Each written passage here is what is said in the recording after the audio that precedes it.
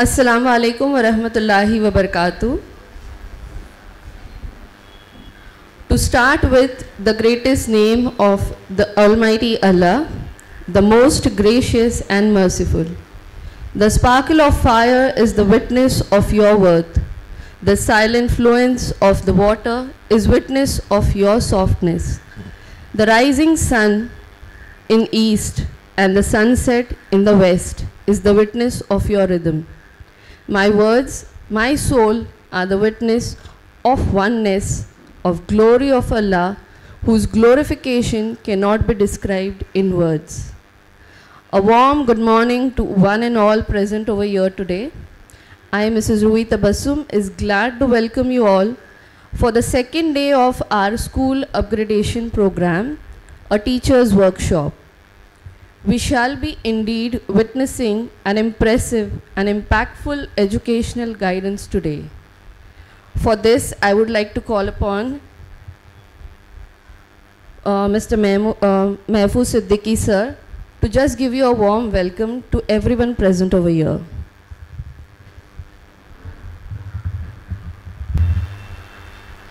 जी अस्सलाम वालेकुम रहमतुल्लाहि व बरकातुहू। अल्हम्दुलिल्लाहि रब्बिल आलमीन वस्सलातु वस्सलामु अला रसूलिल अमीन व अला आलिहि व अस्हाबिहि अजमईन इला यौमिद्दीन। यहाँ पे मौजूद हमारे मेहमान खुसूसी जनाब इंजीनियर शकील साहब और हमारे ज़िम्मेदारान हेड्स स्कॉलर स्कूल की, दीगर बाहर से हमारे रुफ़क़ा मेहमान टीचर्स जो हमारी दावत पर लब्बैक कहते हुए यहाँ पर तशरीफ़ ले आए और आज के इस टीचर वर्कशॉप में वो अपना वक्त निकाल कर भाई उनकी मैनेजमेंट ने उनको भेजा और उन्होंने ख़ुद अपने वक्त की कुर्बानी दी, तो वो सब यहाँ तशरीफ़ ले आए और दीगर तमाम टीचर्स, मैं आप सब का इस्तकबाल करता हूँ, खुशामदीद कहता हूँ और ये उम्मीद के रखता हूँ कि इंशाअल्लाह हमारे शकील साहब की जो गुफ्तगू है वो हमारे तालीमी मेयार को बुलंद करने के लिए किस तरह से हम कोशिशें अपनी मुनज़बित करें, उसको ज़ाब्ता दें कि इसके ज़रिए से हमारे बच्चों, हमारे आने वाली जो मुस्तक़बिल की नस्लें जिनकी परवरिश और बर्दाश्त हमारे हाथों में है इस वक्त, हम उससे कमा हक़्क़हू जो है वो उसका हक़ भी अदा कर सकें और अल्लाह ताला की जनाब में हम उसके लिए जो है बाइसे अजर व सवाब भी बने प्लीज़। और साथ ही साथ हम जो है कुछ वो काम करें जिससे हमारी नस्लें अपने मुस्तक़बिल को संवार सकें, बल्कि अपने नहीं पूरी इंसानी, अपने से मुराद पूरी इंसानियत का मुस्तक़बिल।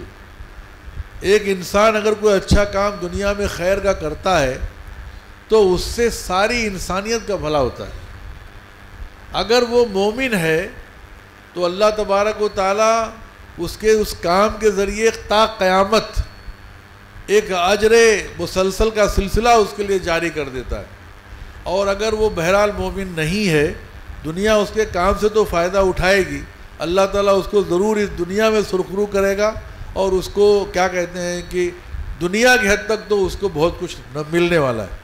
लेकिन चूँकि आखिरत पर उसका यकीन नहीं तो आखिरत में उसको भले न मिले, लेकिन मोमिन होने के नाते हम ये समझते हैं, हमारा ईमान है, यकीन भी है कि इंशाअल्लाह हमारी तमाम कोशिशें रायगा न जाएंगी दुनिया में न आखिरत में। तो ये समझ कर हमको काम करना है और इंशाअल्लाह आप सब मेहमारान कौम है, यानी किसी मिल्लत को, किसी कौम को पूरी बुनियाद से लेकर आसमान तक पहुंचाने के लिए जो मजबूत दीवार बननी है, जिस पर उसका पूरा वज़न आएगा, उसके सब के आप लोग जो है ना वो कारीगर हैं, मेमार हैं, बनाने वाले हैं, क्रिएटर हैं। तो मैं उम्मीद करता हूँ इंशाअल्लाह आप सब जो है उस तवज्जो से प्रोग्राम को समाअत फरमाएंगे और वो सारी बातें आपके लिए सामने आएँ जिससे कि ये काम आपके करने में मज़ीद सहूलत और आसानी हो। आप सबके इस्तकबाल के साथ मैं दुआ गो हूँ कि अल्लाह ताला हमें हमारे मकासद में कामयाबी अता फ़रमाए। अस्सलामु अलैकुम रहमतुल्लाहि व बरकातुहू। Jazakallah sir. Before moving ahead, I feel honored to welcome a prestigious individual for today's event. Engineer Mohammad Shakil Sir, the Director of PAI Multimedia Private Limited, Azam Campus, Pune, a dignified industrial electrics engineer having many feathers in his cap. Amravati University's second topper in postgraduate in mass media communication with a specific topic, impact of mass communication on education. Central government's HRD awarded for making world's first educational science CD in the Urdu language based on the Maharashtra state curriculum. Indeed, his work is remarkable. We are extremely pleased, sir, to have you among us with us. Thank you for joining us, sir, today. With a spring of anticipation in my heart, I welcome the most active members of the Al Kalam Educational Trust, Mr. Mehfooz Siddiqui, sir, and Mr. Mahmood Padiyar, sir. With a dream that the school and its students shine the brightest, we are very delighted to announce that we have planned a very special program for today for our teachers. So may I request our honorable guests to please carry forward with the event. We are excited to hear from you, sir. So kindly share your techniques with us. Jazakallah khair.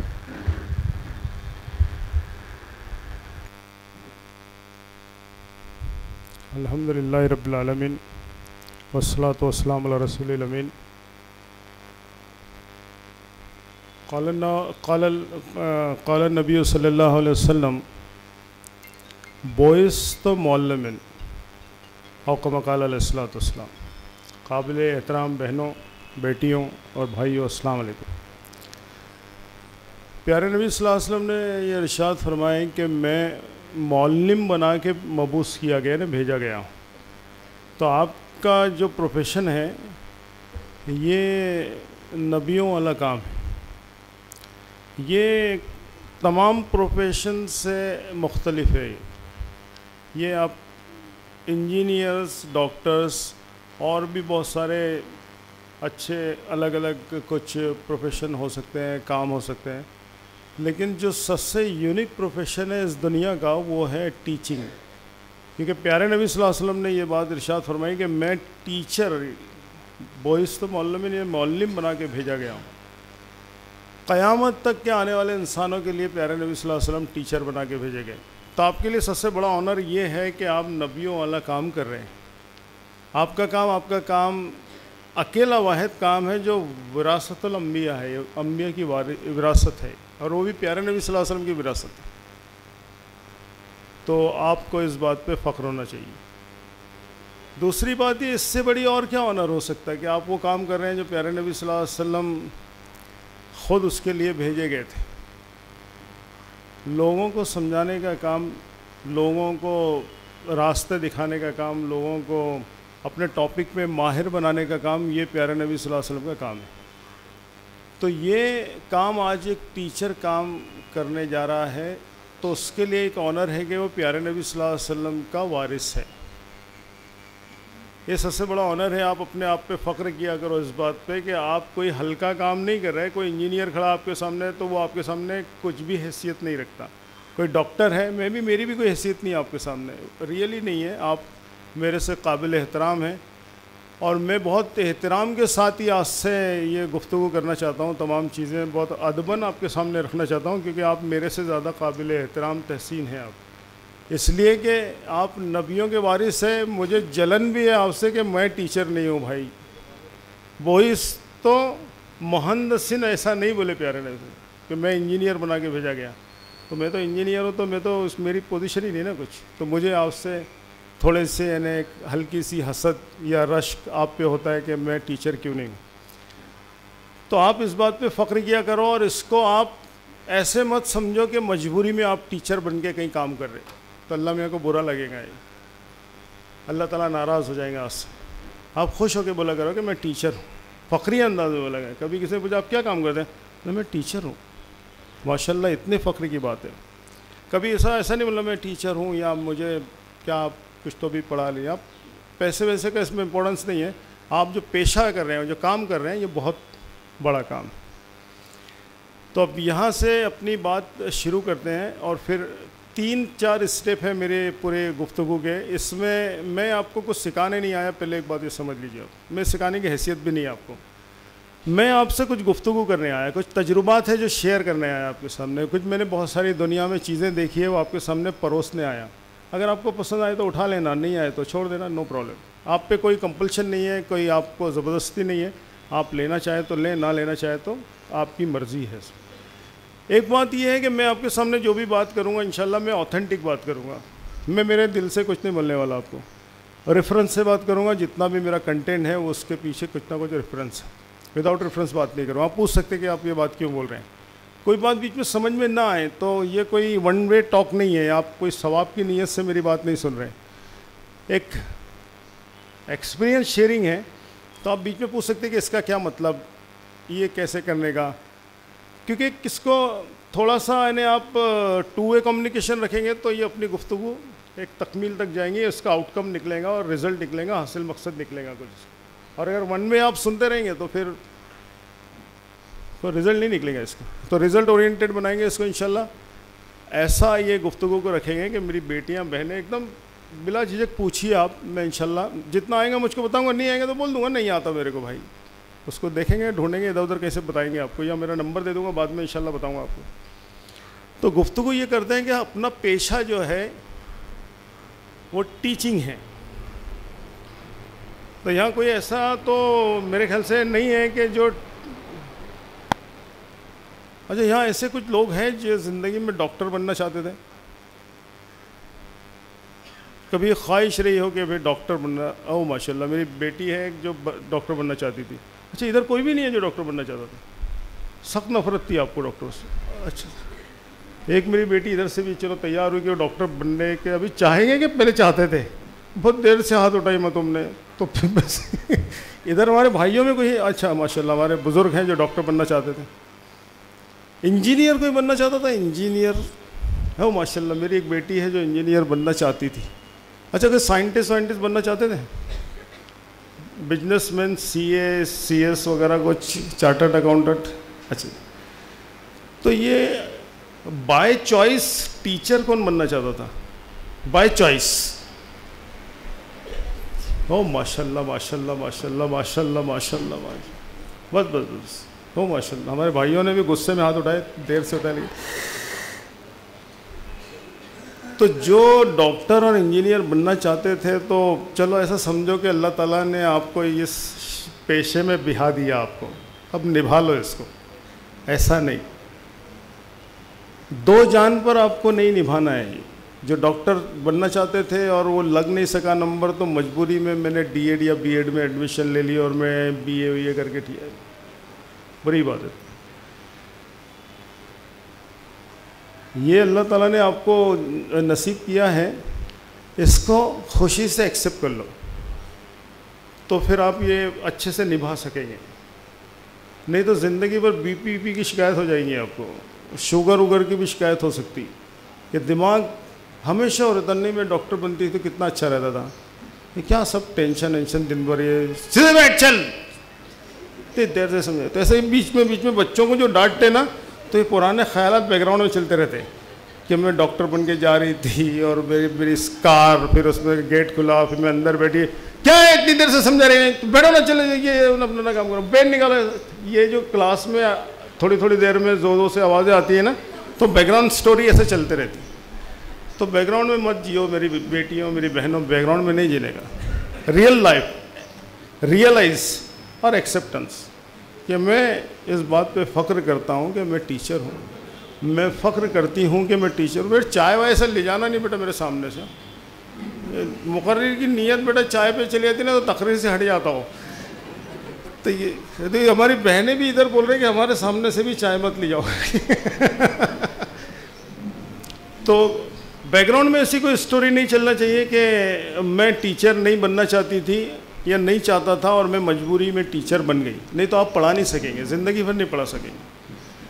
आपने एक बात देखे कि बच्चों को मारते हैं teacher बहुत, कभी देखे उनकी सूरत देखे आपने, जब टीचर मारते हैं बच्चों को तो एकदम मुस्कुरा के मारते हैं कि एकदम कुछ अलग ही चेहरा रहता है बिल्कुल।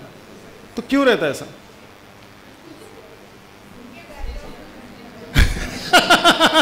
हमारी बहन बोलती है कुछ बैकग्राउंड में स्टोरी चल रही होती है। अच्छा चलो स्टोरी चल रही, लेकिन क्यों मारते क्यों इसको? मैं इतनी देर से समझा रही थी और ये मैंने कि इतना देर से समझाया, मैं तो समझ में आया, तो तुम मारे उसको, तो क्यों? वाई मारते क्यों है उसको? बोल बेटा।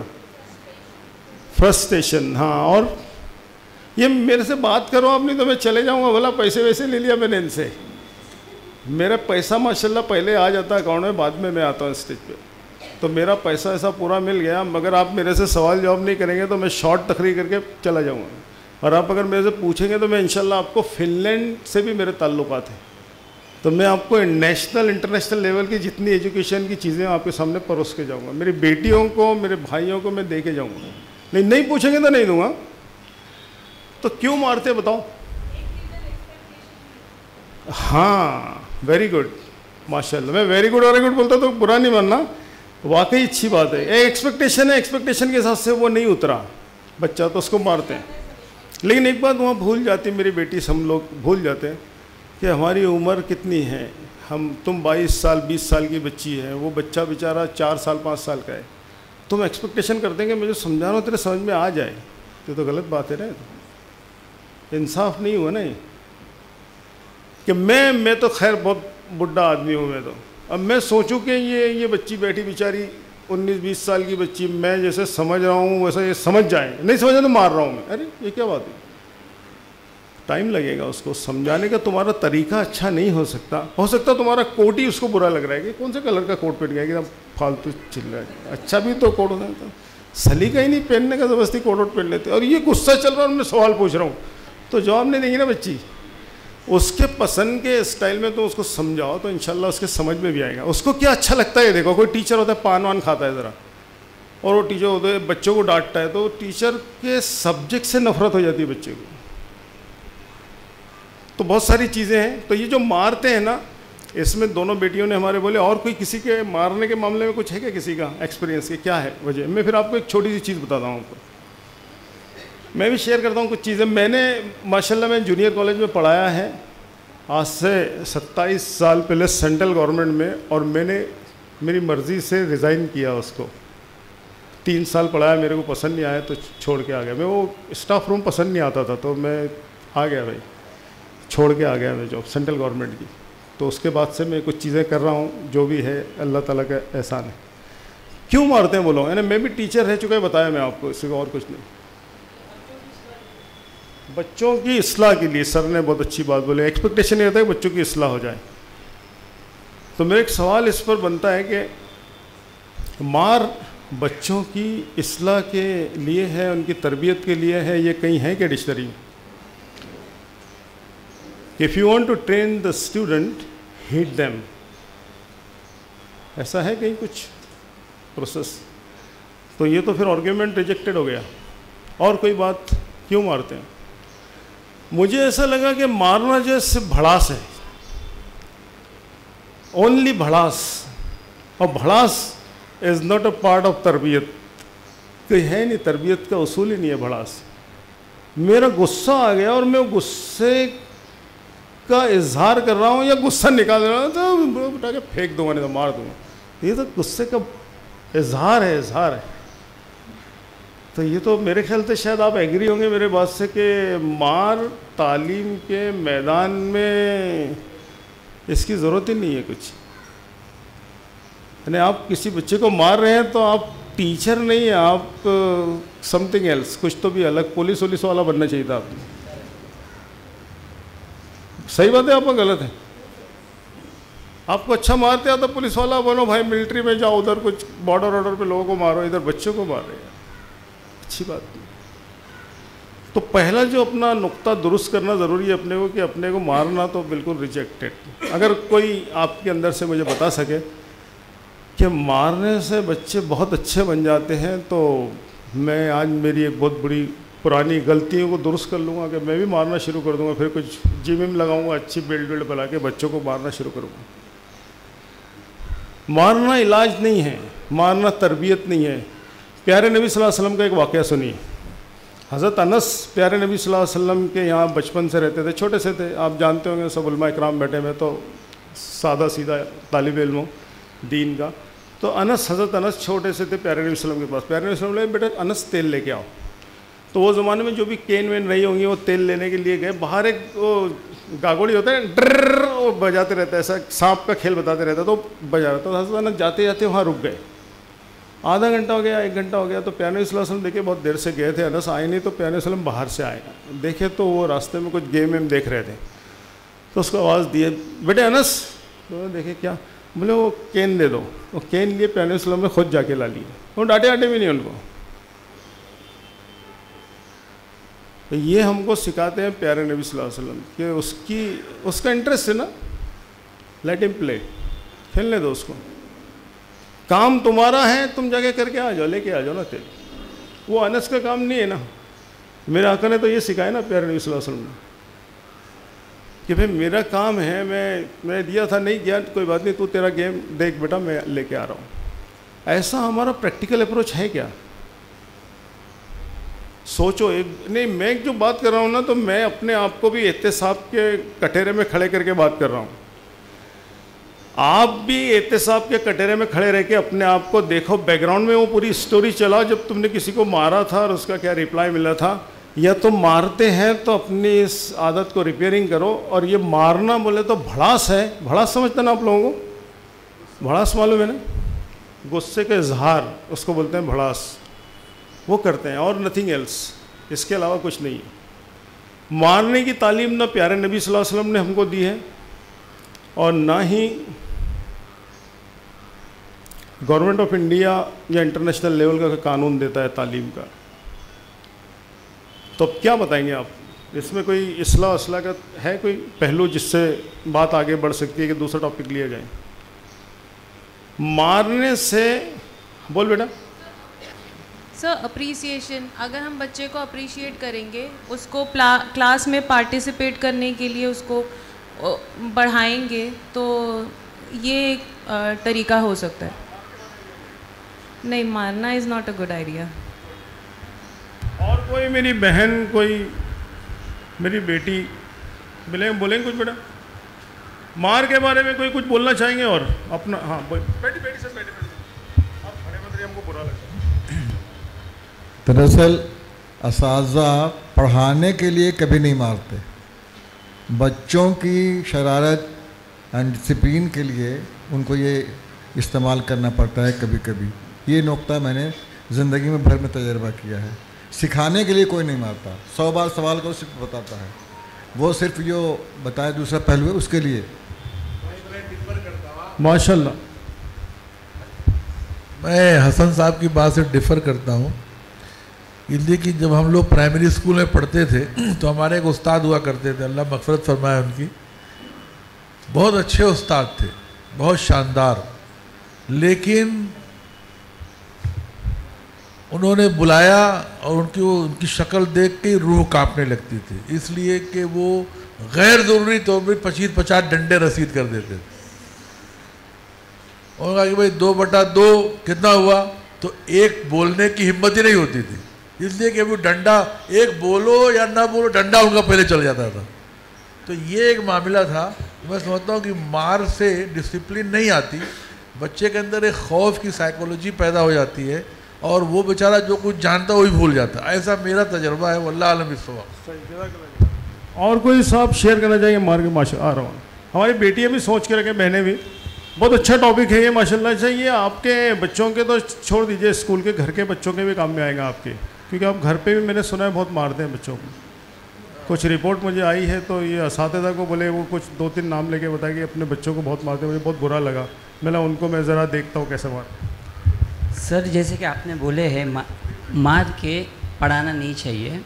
मैं जब बच्चों को पढ़ाता हूँ तो सबसे पहले मैं उनको प्यार से पढ़ाता हूँ। बच्चा नहीं होमवर्क करके लाया, कोई बात नहीं, उसको चॉकलेट दिया और उसको कहा बेटा कल होमवर्क करके लेकर आना। फिर वो कल जब वो आता है तो वो वैसे ही रहता है। फिर मैं उसको बोलता हूँ देख बेटा दूसरे बच्चे लोग पढ़ रहे हैं, तू नहीं पढ़ रहा है। फिर उसको समझाता हूँ, फिर तीसरे दिन वो वैसे ही रहता है। तो उसके बाद 3 दिन 4 दिन के बाद क्या किया जाए? तो मजबूरन क्या होता है, बच्चे को थोड़ा मारना पड़ता है ताकि बच्चा थोड़ा लाइन लेवल पे आए। उसके बाद भी बच्चा नहीं आता है तो टीचर लोग थोड़ा बहुत मारते हैं ताकि बच्चा सीखे, लेकिन 3 दिन 4 दिन 5 दिन के बाद। जी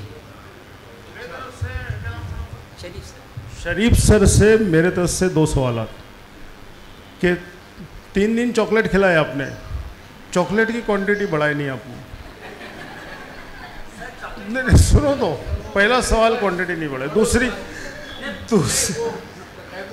हाँ खड़े रहिए वो कैमरे में आपको, क्योंकि आपने पहले सवाल करे कैमरे में लेना ज़रूरी है आपको। सर बोले चॉकलेट की क्वांटिटी बढ़ाए नहीं, मैंने चॉकलेट की क्वांटिटी के बाद में अमूल दूध की बोतल देना शुरू किया। मैं सर से ये बोलूँगा, उसके बावजूद भी बच्चा वैसे ही रहा। आपने अमूल दूध इनको पसंद है, उसको थोड़ी पसंद है यार। आप उससे पूछे नहीं ना भाई कि तेरे को क्या पसंद है। अगर वो बोलता मेरे को अमूल दूध पसंद है तो आप दे सकते थे, लेकिन उसको अमूल दूध पसंद नहीं है, ये उसको अमूल दूध, उसको दिनशा का दूध पसंद है, वो देने वाले नहीं है। तो पहली बात। दूसरी बात एक ये है कि 3 दिन के बाद जब मारे इन्होंने तो फिर रिजल्ट मिला क्या आपको? नहीं रिजल्ट नहीं मिला जी, नहीं रिजल्ट तो नहीं मिला मुझको। नहीं मैंने मारा नहीं उसको, लेकिन मैं नहीं छोड़ा नहीं, कोशिश है, लेकिन मारना मैं बहुत कम मारता हूँ मैं बच्चे लोगों को, बहुत नहीं के भाई ना मैं मारा ही कबूल किया मैंने, नहीं सुधरा नहीं उसके बाद। तो देखिए हमारे शरीफ सर ने मारे लेकिन बच्चा नहीं सुधर सका, तो फिर ये साइकोलॉजी के हिसाब से मुझे ऐसा लगता है कि बच्चा स्टार्ट में तो ब्लैंक पेपर होता है, हम एक्चुअली में उसकी हैबिट बनाते हैं। अगर हमने उसको स्टार्ट में ये बताया कि मार के तुम सीखोगे तो वो ज़िंदगी भर ऐसे ही सीखेगा। तो अगर हम लोग एप्रिसिएशन से सिखाएंगे तो इंशाल्लाह वो ज़िंदगी भर एप्रिसिएशन से सीखेंगे। माशाल्लाह माशाल्लाह, बहुत अच्छी बात बोले आपने। बोल बेटा।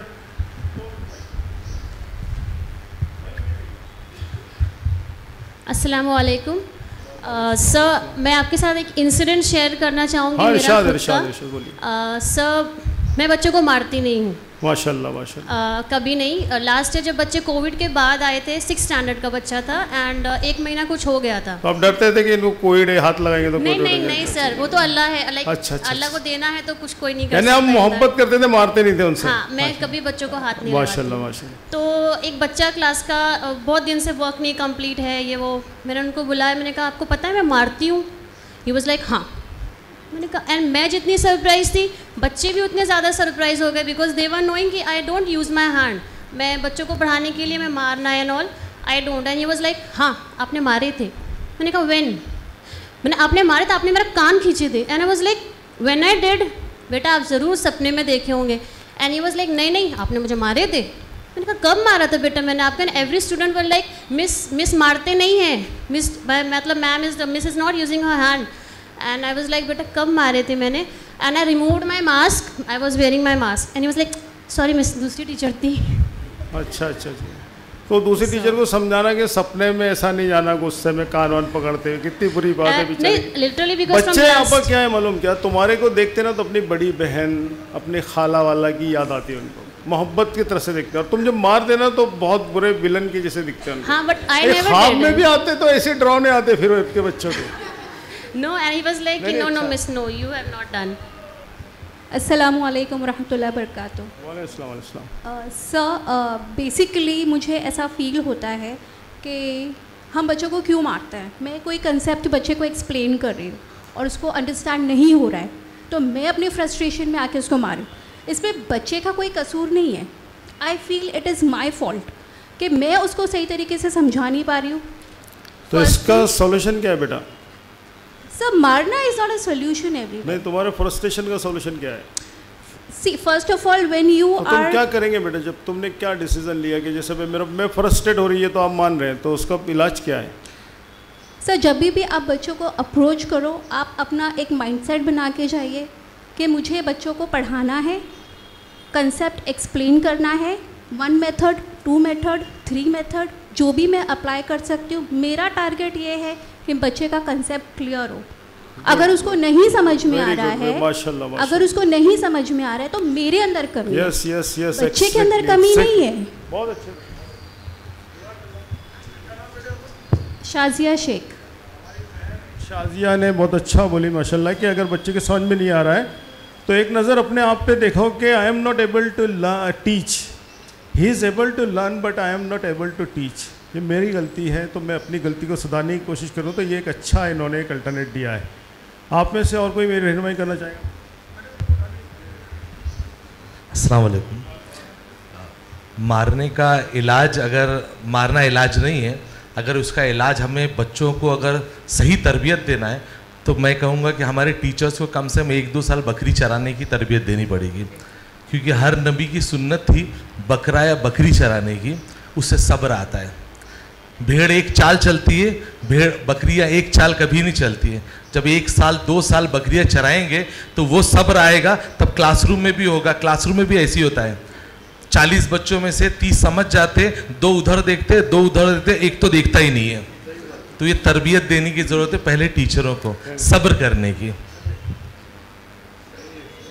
ये तो खैर दीन का मामला आ गया, प्यारे नबी सल्लल्लाहु अलैहि वसल्लम का नाम आ गया तो मैं कुछ बीच में बोल ही नहीं सकता उसमें। नबियों का मामला आ गया कि सब ने ये सब काम किया है। तो लेकिन एक बात याद है कि हम प्यारे नबी सल्लल्लाहु अलैहि वसल्लम की उम्मत है, हमको ये बोला नहीं गया कि तुमको टीचर बनना है तो पहले बकरियाँ चलाना सीखोगे। मौलम को नहीं, उसने सुनिए ना, नहीं, ये तो हम अखस कर रहे हैं ना, मे नॉट बी, हम इम्तिबाक जो कर रहे हैं वो हमारे हिसाब से कर रहे हैं ना। हमको प्यारे नबी सल्लल्लाहु अलैहि वसल्लम ने ऐसा नहीं बोले कि तुमको अगर ये करना है तो तुमको आज से जो भी टीचर बने उसको पहले बकरियां चलाना है, ऐसा कोई हुक्म हमारे पास नहीं है। नहीं, नक्शे कदम में तो प्यारे नबी सल्लल्लाहु अलैहि वसल्लम ने ज़िंदगी में पैंट ही नहीं पहने, लुंगी पहने, तो हम लुंगी नहीं पहन सकते ना, बोले नहीं ऐसा। नहीं, एक बात देखिए, प्यारे नबी सल्लल्लाहु अलैहि वसल्लम के मामले में अपन इतनी सी भी ज़ुबान हिला नहीं सकते। नहीं, एक बात सुनिए, प्यारे नबी सल्लल्लाहु अलैहि वसल्लम ने जो दीन बोल के हमको दिया, हम एग्जैक्टली उसको फॉलो करेंगे। हम अपने तरफ से प्यारे नबी सल्लल्लाहु अलैहि वसल्लम, सुन्नत की भी एक आईनी हैसियत है, कानूनी हैसियत है, बहुत सारी एक तवील गुफ्तगू है, मैं उसमें जाना नहीं चाहता। मौलिम तालीम के मामले में हम अपने तरफ से कोई दीन का फरीज़ा बोल के नया चीज़ का इंट्रोडक्शन नहीं दे सकते। प्लीज़ इसको थोड़ा सा आप समझें। मैं ये बोलना चाह रहा कि हम किसी चीज़ को मौलिम की नीड समझ के या मौलिम बनने के लिए ये चीज़ों की चीज़ ज़रूरी नहीं कि उसको जैसा ये बकरियाँ चराना सीखना है या ये हम ऐसा बोल के उसको प्यारे नबी सल्लल्लाहु अलैहि वसल्लम के हवाले से पेश नहीं कर सकते या नबियों के हवाले से पेश नहीं कर सकते, क्योंकि हमको दीन के मामले में वही चीज़ें सब करनी पड़ेंगी जो हमको बोला गया। जो चीज़ नहीं बोली गई वो हमारे लिए, हम अपने दिमाग से उसको इम्प्लीमेंट नहीं कर सकते। सर, आपने शुरुआत ही कुरान की आयत से, अल्लाह के रसूल के अस्वा हसना से करी है। तो अगर हमें बेहतरीन टीचर बनना है तो हमें बेहतरीन टीचर को फॉलो करना पड़ेगा। और मेरे नज़र में, और हत्ता कि यहाँ पे सबकी नज़र में सबसे बेहतरीन टीचर न आया था न आएगा, वह हमारे आखिरी नबी हज़रत मोहम्मद सल्लल्लाहु अलैहि वसल्लम है, क्योंकि उनका मकसद अपने दिल की बात अपने उम्मत के दिल में उतारना था। उसी तरह से एक टीचर का भी काम होता है अपने दिल के अंदर की जो बात है अपने स्टूडेंट्स के दिल में उतार देना। एक मिनट, ये बात को थोड़ा यही रोक देते, इसको ज़्यादा लंबी तवील नहीं जाते, वरना यही इसका अपना प्रोग्राम लंबा चलेगा। प्यारे नबी सल्लल्लाहु अलैहि वसल्लम से मैं बहुत मोहब्बत करता हूँ और मैं सभी करना चाहिए, इसके बगैर ईमान मुकम्मल नहीं हो सकता। इतनी सी ज़ुबान भी नहीं हिला सकते तो बहुत डर लगता है बहुत सारी बातों को बोलने। आप इससे हटकर बात करेंगे तो बोलिए, नहीं तो बहुत बोलिए, इसके ये ज़ुबान में नहीं। एक टॉपिक सुनिए, मेरी बेटियों में से, बहनों में से कि बोले गुस्से के मामले में हमारे पास और कुछ अगर दलाइल है तो, नहीं तो मैं दूसरे टॉपिक पे चले जाता हूँ, ये इसको कंक्लूड कर लेते हैं। कुछ बोलना चाह रहे थे आप? पीछे से हाथ उठा था कोई? हाँ, ये दे दो। अस्सलाम वालेकुम। जैसे कि अभी वो सर बोल रहे थे कि 40 स्टूडेंट्स में 10 स्टूडेंट्स इधर उधर देख रहे होते हैं, तो अगर 40 स्टूडेंट की क्लास में आप जाते हो और हर 40 स्टूडेंट ये समझे कि मैं ये टीचर का फेवरेट हूँ, तो वो बच्चा सब आपको सुनते हैं। और अगर वो सब बच्चों को ये यकीन हो, मैं क्लास में जाती हूँ तो मुझे पता है कि 20 बच्चे मेरी बात फटाफट से समझ जाएंगे और 20 नहीं समझ पाएंगे, तो मैं उसके लिए, अगर मैं उसको अपने एग्जाम्पल से उस दिन नहीं समझा पाती हूँ तो मैं उसको बोलती हूँ कि बेटा मैं आपको कल समझाऊंगी, ताकि मैं उसको प्रिपेयर करके आऊँ। तो बच्चों के अंदर अगर ये भरोसा हो कि हमारा डाउट मिस कल परसों जब भी दूसरे कुछ आइडिया से क्लियर कर लेगी, तो मारने पीटने की नौबत ही नहीं आती और बच्चे को आ जाता है, भले ही 8 दिन का टाइम लगे पर आता है। एक बात जो हमारी बहन ने बोली है अभी, ये क्या नाम बेटे आपका? नाहिला महफूज ने जो भी बात कही है माशाल्लाह, के क्लास में एंट्री करे तो सब बच्चों को लगना कि मैडम मुझको बहुत चाहती है, सबसे ज़्यादा मुझको चाहती है। ये बात प्यारे नबी सल्लल्लाहु अलैहि वसल्लम की कि हर सहाबी ये समझते थे कि प्यारे नबी सल्लल्लाहु अलैहि वसल्लम सबसे ज़्यादा मुझको चाहते हैं। अच्छा एक बात देखो, मुझे एक बात बताइए कि टीचर जो होता है, ये दो बातों के बाद इंशाल्लाह ये टॉपिक को लाएंगे। ये बात बहुत अच्छी बोले बेटा आपने, बहुत अच्छा लगा मुझे। आप ये देखिए, गुस्से को ज़ायल करने की चीज़ों पे अब हम अपन बात करेंगे। अभी तक बात करें अपन ने कि गुस्सा आता है, तो गुस्सा जो था हमारा वो टीचिंग प्रोसेस में नहीं है। हमारी पेडागॉजी जो अपनी है इसके अंदर टीचिंग के मामले में गुस्से का तस्वर ही नहीं है, भड़ास गुस्सा और मारने का तस्वर नहीं है। ये हमारी जो पेडागॉजी बोले तो जो टीचिंग का साइंस है उसको पेडागॉजी बोलते हैं। तो जो टीचिंग का साइंस है इसमें मार का तस्वर नहीं है। समझ में आ गया? अब रहा मामला ये कि ये बच्ची ने पहली बात ये बोली कि अभी गुस्से को ज़ायल करने की तरफ चलते हैं, और हमने गुस्से के कुछ कंक्लूड भी निकाल लिए कि हमने, हमारे सर ने, शरीफ सर ने बहुत अच्छी बात बोले कि मैंने मारा भी लेकिन उसके बाद रिज़ल्ट नहीं मिला, और ये सही बात बोले, अल्लाह अच्छा रखे उनको, एकदम ईमानदारी की बात कि मैंने मारा फिर भी रिज़ल्ट नहीं मिला। तो आप सब टीचर हैं, मैंने भी पढ़ाया है, तो हमारे पास ऐसे रिज़ल्ट है कि हमने मारने के बाद रिज़ल्ट नहीं मिलते। लेकिन एक उसका निगेटिव पॉइंट क्या होता है कि बच्चा हमारा मुखालिफ हो जाता है, हमारा दुश्मन बन जाता है। अच्छा क्यों मार खा लेता मालूम आपको? क्योंकि आपको मार नहीं सकता हो, ऐसे लगता ना ये। नहीं तो आप आपके बराबरी वाले को मार के बताओ, आप समझाओ उसको नहीं आता तो आप उसको मारो। अच्छा लेडीज़ ही आपस में मार के बता दो, चलो जेंट्स तो छोड़ दो भाई, ज़रा क्या है, नहीं मार सकते ना। तो वैसे ही जेंट्स भी नहीं मार सकते बराबरी वाले को, बेचारा कमज़ोर रहता तो उस पर डेयरिंग बता देते अपन। तो वो जब ताकतवर होता ना तो बड़ा होकर बोलता ये है ना, ये इसके वजह से मेरे को स्कूल छोड़ना पड़ा, ये इसको मारूंगा, ये सब बोलते देखा मैं टीचरों को, बच्चों को इज्जत नहीं करता। और ऐसा भी देखा कि मैंने, ये हमारे सर थे माशाल्लाह, इनकी वजह से आज मैं जो मुकाम पे हूँ, और उनके लिए इनकी जूतियाँ सीधे करते हैं, उनको अपनी जगह देते हैं उनको। एक बार मैं ट्रेन में जा रहा था ना, तो मैं नीचे जगह नहीं थी, तो दो उसके लिए वो RAC ये सब रहता ना, ये सब चीज़ें वेटिंग लिस्ट उसमें नहीं था, तो मैं नीचे सोया था। तो एक बच्चा रात में आया, उठाया, तो मैं देखा कौन, इब्राहिम? तो बोले हाँ सर। बोले आप मेरी सीट पे सो जाओ। अरे मैं नहीं बेटा, मेरी आदत है, मैं सफ़र पर करता हूँ, तो सो जा बेटा। वो बुरुज अल खलीफा का वो है, वो मैनेजर इब्राहिम मेरा स्टूडेंट, वो मेरे को सुला के रहा, उठाया, बोले नहीं सर आप वहाँ सो जाओ, मैं तो सोऊंगा ही नहीं तो रात में। तो आपकी इज्जत करने को ये लोग आपके लिए डेडिकेटेड जान देने को तैयार हैं, और नहीं तो आपकी जान पे तुले रहते कि ज़िंदगी, और वो उसकी वजह से मुझे स्कूल छोड़ना पड़ा। तो नेगेटिव मार्किंग है ये तो। और आप अगर पॉजिटिव मार्किंग बनाना चाहते तो एक थोड़ी सी बात आगे ले जाते हुए कि जो मार है इससे मुखालिफ बनता अपना, हम वो जो तरसील है, जो चीज़ है तरसील, उसको दे नहीं पाते। तो इसमें जो मार का इम्पेक्ट है ये है कि वो हमारी समझी भी नहीं रहती, और हम चाहते कि बच्चे के समझ में आ जाए, वो चीज़ पे हमको कॉन्फिडेंस नहीं रहता, हम उस पर पूरी तरह एतमाद नहीं रखते जो चीज़ समझाने जा रहे हैं, और फिर समझ में उसके नहीं आए तो उसको मारते हैं। तुम्हारे समझ में आई हुई चीज़ होना चाहिए, कुछ जो टॉपिक है उसके लिए आपने 3 बार 4 बार प्रैक्टिस करके जाना चाहिए, और वो सब चीज़ें जब आपके समझ में आ गई तो आप उसको फिर नॉन से अननोन की तरफ ले जाके समझा सकते ना, बहुत अच्छे से समझा सकते कि ये क्या है, ये क्या है, ये क्या है। उसकी 10 मिसालें दे सकते हैं, 10 एग्जाम्पल दे सकते हैं, अगर आप कॉन्फिडेंट है तो।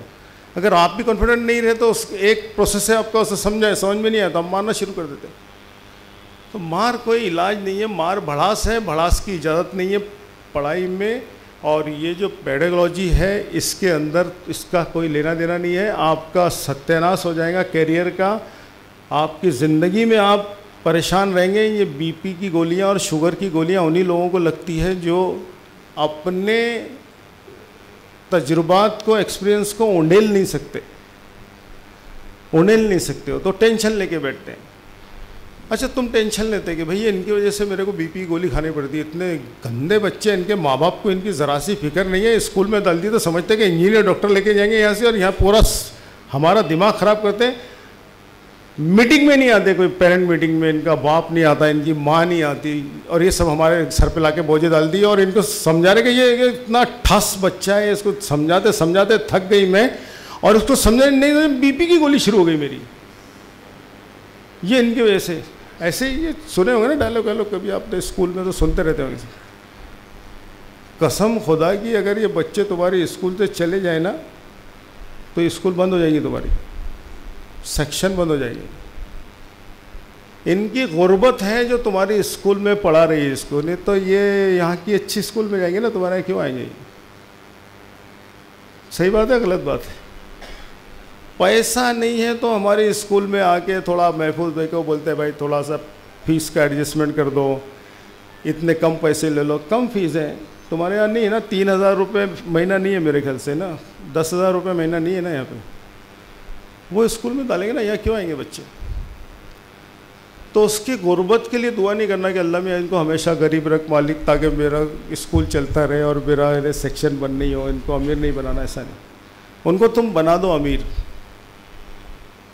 तुम्हारी स्कूल में तुम्हारे जो बच्चे पढ़ रहे हैं इनको तुम अमीर बना दो, इनको तुम IIT का इंजीनियर बना दो, एम्स का डॉक्टर बना दो, तुम आइसर का साइंटिस्ट बना दो इसको, MIT और हार्वर्ड में जाए तुम्हारे यहाँ के बच्चे। तुम्हारी ये ऐसी स्कूल जो मिडिल क्लास फैमिली की स्कूल है, तो क्लास 1 लोगों की कारें यहाँ आके रुकेंगी और तुम्हारे मैनेजमेंट में महफूज भाई बोलेंगे हमारे बच्चे को एडमिशन देना पड़ता।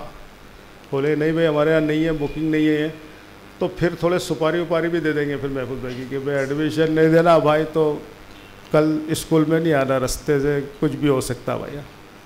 ऐसे फ़ोन आना चालू हो जाएगा। मैंने देखा हुआ है ये 100% ऐसे ही होता।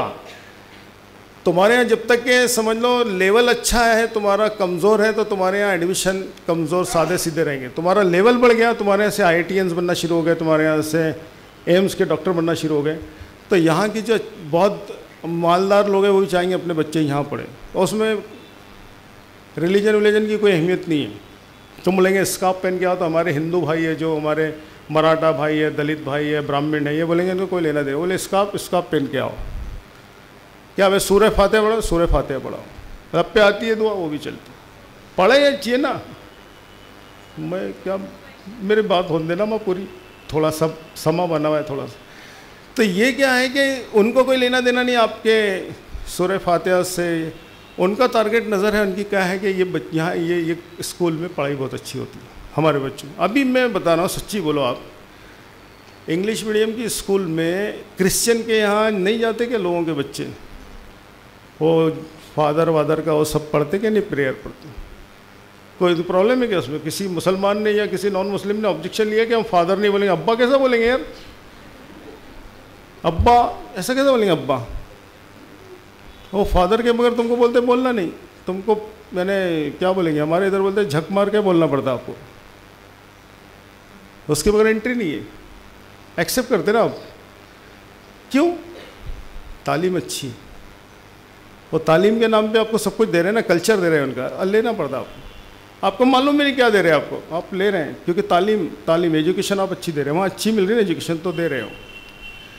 मेरे ख्याल से बहुत सारे यहाँ के ऐसे उर्दू मीडियम और ऐसे सादी सीधी स्कूलों में पढ़ाते हैं जो या अपने यहाँ के टीचर हैं, उनके बच्चे भी ये स्कूल में नहीं पढ़ते, उनके बच्चे वो सेंट एंड सेंट हारी से इधर उधर पढ़ते हैं उनके बच्चे। तो बुरी बात नहीं है, पढ़ा सकते हैं, उनका हक है। लेकिन आप देखेंगे कि अगर आप अच्छी तालीम देंगे तो आपके यहाँ रश मुसलमानों से ज़्यादा दूसरी कम्युनिटी का हो जाएगा जो एजुकेशन को प्रायोरिटी देती है। क्रिश्चियन के बच्चे यहाँ आएंगे, ब्राह्मण्स के बच्चे आएंगे, मराठा के बच्चे आएंगे, हमारे दलित भाइयों के बच्चे आएंगे, OBC के बच्चे आएंगे, और मुसलमानों को यहाँ जगह नहीं मिलेंगी एडमिशन लेने के लिए। ये कंपटीशन एंट्रेंस का लेंगे तो उसमें मुसलमान नीचे रहेंगे, समझ लीजिए। उसमें तो 50% तुमको आंकड़ा रखना पड़ेगा, 50% मुसलमानों को लेंगे करके। ये लेवल पे स्कूल आ जाती जब मेयार अच्छा हो जाता। तो मेयार ऊंचा करो, तुमको पैसे ला के देंगे लोग। मेयार अच्छा नहीं रहेगा, पैसे कोई देने वाला नहीं, और जो बचा कुचा मामला है वो भी यहाँ से चला जाएगा। तो मेरा एक बोलना ये, मेरी बहन कुछ बोलना चाह रही थी, मैं ये बात को कंक्लूड यहाँ करता हूँ कि अगर हम तालीम का लेवल बड़ा करेंगे तो हमारे यहाँ एडमिशन का प्रॉब्लम नहीं रहेगा। ये सेकंड टॉपिक आएगा अपना, गुस्से का यहाँ एंड हो गया। ये कुछ लास्ट में इनकी बात सुन लेते हैं, फिर इसके बाद सेकंड टॉपिक ले लेते हैं। सर, आपने कहा कि स्कूल का लेवल, स्कूल का मयार बढ़ाना चाहिए ताकि हमारे यहाँ से IITians और डॉक्टर्स निकलें। लेकिन मेरी 6 साल की बेटी है और मैं कुछ महीने पहले उसके एडमिशन के लिए बहुत परेशान थी। तो अच्छे स्कूल और ये सब मतलब मैंने बहुत डिस्कस किया लोगों से, तो लोगों का यही कहना था कि बेसिक नॉलेज मतलब फर्स्ट से लेके 10th तक डजंट मैटर, और आप जहाँ पे भी डालो मतलब वो नहीं फ़र्क करता है। आपकी further studies like 11th 12th और आप जो मतलब ग्रेजुएशन लेवल और व्हाटसोएवर वो मैटर करती है। तो इस बारे में आपका क्या कहना है? ये हमारी बहन ने जो बात बोली है कि ये बहुत अच्छा है माशाल्लाह। 6ठी में है बच्ची और अभी से फिक्र कर, हाँ 6 साल की है तो उसको अच्छा खिलाओ भाई, पहले वो अच्छी सेहत वेहत पकड़े बच्ची से। वो बेचारी को अभी से इतने बोझे दे देंगे ना, दुबली पतली हो जाएगी बिल्कुल। कुछ उसकी सेहत अच्छी होना आपा, उसने बहुत अच्छी रहना है। 5-6 साल में इतना टेंशन नहीं देने का। अपने यहाँ जो गवर्नमेंट ने उसूल बनाई थी कि 6 साल में तुम लाके पहली में डालो, वो अच्छा था। ये KG TG भी ये सब फालतू बातें हैं, इतना ज़्यादा इसका इम्पैक्ट नहीं रहता, उल्टा बोझे बढ़ जाते बच्चों पे और उनका डेवलपमेंट रुक जाता। उनको अच्छा खिलाने का, नल्ली नियारी वगैरह जो चीज़ें रहती हैं, अच्छी चीज़ें उनको खिलाने की ताकि वो सेहत वेहत बने। और जहाँ तक कि पढ़ाई का मामला है तो इंटरनेशनल लेवल पे भी और अपने नेशनल लेवल पे जो अच्छी स्कूलें हैं वो 5वीं तक सिर्फ लैंग्वेज पे, अखलाकियात पे ध्यान देते हैं, दूसरी चीज़ पे ध्यान नहीं देते। सिर्फ मेरी बहन की बात का जवाब दे रहा हूँ, वरना ये पूरा एक टॉपिक है कंप्लीट। इंटरनेशनल लेवल पे बेटा क्या है कि कोई भी 5वीं जमात तक, यानी जापान में, इवन फिनलैंड में 5वीं जमात तक सिर्फ ज़ुबान और अखलाकियात सिखाते बोले तो कोई एग्ज़ाम नहीं, कोई असेसमेंट नहीं, कोई उनको होमवर्क नहीं, ज़ुबान और अखलाक 5वीं तक, इसके अलावा कुछ नहीं सिखाना है आपको। अपने यहाँ इस्लामियात सिखाओ उनको। अच्छा, आपने सच्ची बोलना, आपने कभी बचपन में कोई आपने देखे कि 6, 7, 8 साल का कोई बच्चा आलिम है? गुस्से में क्यों देख रहे हैं आप? बोलो ना हाँ या ना, बोलो ना। नहीं देखे? आपने देखे किसी ने 6 साल का बच्चा आलिम है, उससे कोई मसला पूछ लो भाई, इसको मालूम है, रहता 6। लेकिन आपने हुफ़ाज़ बहुत देखे होंगे, 7 साल का बच्चा हाफिज़ हो गया। तो याद करना हो सकता है लेकिन अंडरस्टैंडिंग नहीं हो सकती। ये हमारे इस्लाम में सिखाता है हमारे को। तो उसको तुम अभी अखलाकियात, आदाब, इस्लामियात और ज़ुबान सिखाइए 5 साल तक, और उसके एक बार ये सब चीज़ें पुख्ता हो गई, उसको अदब एहतराम सिखाइए, बड़ों का, असातिज़ा का, ये सब चीज़ें से खाली हो गए ना अपने। तो हमारी माएँ जो है, हमारी बेटियाँ जो माएँ बन गई माशाल्लाह, वो अपने बच्चों को, और पेरेंट मीट में भी ये बोलो कि बच्चों को जब छोटे रहते हैं ना, उनको अखलाकियात, आदाब और ये बड़ों की इज़्ज़त, असातिज़ा की इज़्ज़त, पेरेंट्स की इज़्ज़त, पड़ोसी की इज़्ज़त, एहतराम, ये सब चीज़ें सिखाएं उनको। हमारे यहाँ ये तालीम दी जाती है इस्लाम में कि पड़ोसी भूखा रहे तो हम पेट भर के खाना खाएं तो हम मुसलमान ही नहीं हैं। पड़ोसी का ये मतलब ये नहीं कि वो दलित है, कि मुस्लिम है, कि ब्राह्मण है, कि ईसाई है, क्रिश्चियन है, कोई पड़ोसी कोई भी हो, वो भूखा सो रहा तो आप मुसलमान है ही नहीं अगर पेट भर के खाना खा रहे तो इसका मतलब उसका इम्पैक्ट ला सकते हैं आप कहीं भी, कि तुम्हारे बच्चे IITian इंजीनियर बन रहे भाई, और तुम्हारा पड़ोसी बेचारा मजदूर बना रहा अपने बच्चों को, वो पढ़ ही नहीं पा रहे, तो उनको मालूम नहीं होता, तो गलत बात है ना। तो पैरामीटर में नहीं बैठ रहे हम। उनको सिखाओ कि ये कॉलेज में एडमिशन लो, ये टीचर की ट्यूशन लगाओ, ये इसका ये सॉफ्टवेयर है, ये एप्लीकेशन है, ये बताओ। अपने खान एकेडमी के बारे में मैं बताऊँगा कुछ, मुझे याद दिला देना, भूल जाऊँगा तो लास्ट लेक्चर होने से पहले। तो ये सब बताओ उनको, याद दिला देना। किसी बहन ने मेरे से, किसी भाई ने, खान एकेडमी के बारे में कुछ चीज़ें बताऊँगा आपको, फ्री में, बहुत अच्छी चीज़ है। तो ये सब चीज़ें उसूल बताने पड़ेंगे आपको, और आप अगर नहीं देंगे तो इसका मतलब कि आप पूरी के पूरे मुसलमान नहीं हैं। आप जो एक्सपेक्टेशन है इस्लाम का मकसद क्या है? तुम मुसलमान है तो तुम्हारे से फैज़ पहुँचना, तुम्हारे पड़ोसी को फैज़ पहुँचना, तुम्हारे ख़ानदान वालों को फैज़ पहुँचना। तुम मुसलमान हैं तो फैज़ पहुँचना सिर्फ तुम्हारी ज़ात को नहीं, तुम्हारी औलाद को नहीं, कि तुम तुम्हारी बच्चे के लिए जितनी फ़िक्रमंद है उतनी तुम्हारे पड़ोस में, तुम्हारे ख़ानदान में, तुम्हारी सहेलियों में जो तुम्हारी बच्चियाँ उनके सबके बारे में तुम्हारी फिक्र है। तुम मुसलमान हो, until and unless you are not Muslim. Simple बात। मुसलमान कुंतुम खैरा उम्मतिन का मतलब ये है कि तुम दुनिया के लिए खैर है, और खरजत लिन्नास, इंसानों के लिए निकाली गई। तो ये जो चीज़ है कि हमसे फैज़ पहुँचे, ये हमारा हर टीचर होना चाहिए। और उससे फैज़ नहीं पहुँच रहा तो बेसिकली मुसलमान ही नहीं है, वो नाम वाम है उसका शकील, मुसलमान नहीं है। तुम्हारा मुसलमान होना उस वक्त है जब तुमसे फैज़ पहुँचे, फ़ायदा पहुँचे। जब तुमसे फ़ायदा पहुँचेगा तो तुम इस्लाम के पैरामीटर में मुस्लिम कहलाने के काबिल हो। ठीक है बेटा, अभी उस पर ज़्यादा टेंशन मत दो बेटे, उसके डाइट वाइट का ख्याल रखो और अखलाकियात का और लैंग्वेज का।